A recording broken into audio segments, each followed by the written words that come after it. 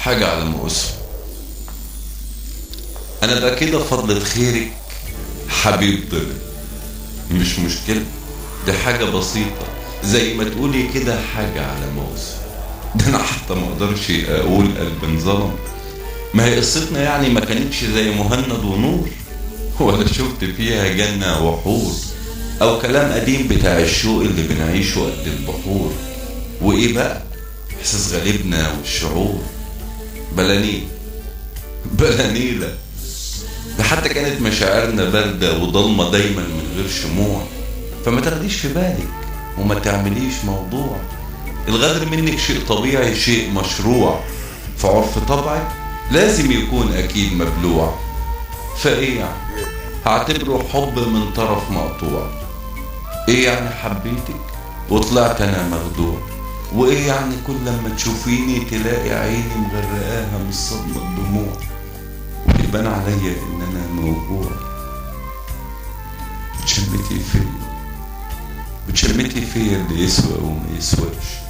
عادي جدا، ده ذنب اللي رضي بيكي ومعاكي عاش. فما تحبكاش، أرجوكي بلاش. يا ريت ما تضايقيش في روحك وما تزعجيش نفسك بيا. خلي اللي فيا مش مستاهلة ولا متحملة تمثيلية. ما بحبش حد يواسيني وهو نفسه اللي ضاحك عليا. وديك اهو فرحت بسعادتي، مش رح اقول مشيتي وسبتي، رح ابرر ان ده كله نتيجة لغباوتي.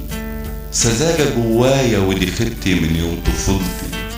فما تقلقيش روحك ابدا يا ستي، خليكي في حالك وخليني انا اكون ستي، وعيشي حياتك عادي بطبيعتك.